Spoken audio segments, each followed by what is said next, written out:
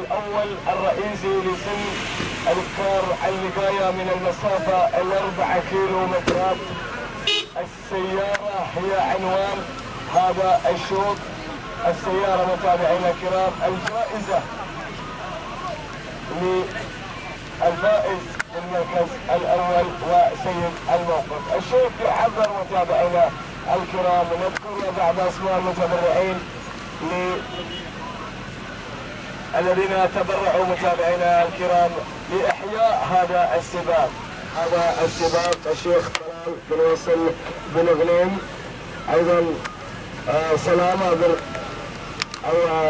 الشيخ علي بن سند بن غنيم، وأيضا سلامة بن سعيد الوابسي،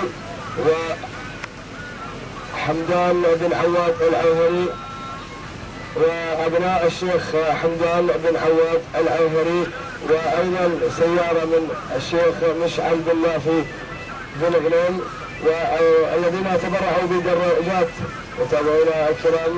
هناك الدراجات النارية ماجد بن زياد بن عواد الجهني، أيضا أبناء صالح بن حماد ومصلح بن حماد الجهني، وأبناء الشيخ سعود بن سعد بن غنيم. من لا يشكر الناس لا يشكر الله. شكرا لهم على تبرعهم، وهي الأسماء الذي تبرعوا وأتوا بجوائزهم متابعينا الكرام، وأقيمت هذا السباق على هذه الجوائز. إذا أسماء المتبرعين للموسم القادم. هناك الشيخ خالد بن غنيم، الشيخ خالد بن سعد بن غنيم تبرع بسيارة. أيضا السيد محمد بن عويض السيد محمد بن عويض الجهني بسيارة. أيضا السيد محمد بن عبيان بسيارتان. أيضا مع الشيخ عامر بن سعد بسيارة، والشيخ مشعل بن لافي بسيارة. أيضا أحمد بن حسين بسيارة. أيضا ماجد بن غزاي العتيبي سيارة. أيضا عبد الله بن رويشد الجهني بسيارتان الموسم القادم. سعود بن سلام العنزي بسيارة. عبد العزيز أو عبد الرحمن بن عبد العزيز أو عبد العزيز بن عبد الرحمن البروي بسيارة للموسم القادم.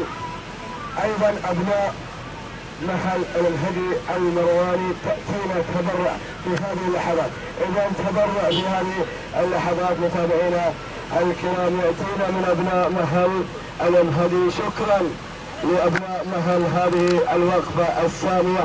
إذا 14 سيارة بالموسم القادم. آخر المتبرعين أبناء محل الهدي الجهني متابعينا الكرام. آخر التبرعات اللي وصلت معنا 14 سيارة للموسم القادم متابعينا الكرام. نتواصل. وأيضا هناك دراجات نارية تبرع نواف بن سلمان العطوي بدراجتان. ناجي بن صلاح بن غنيم 5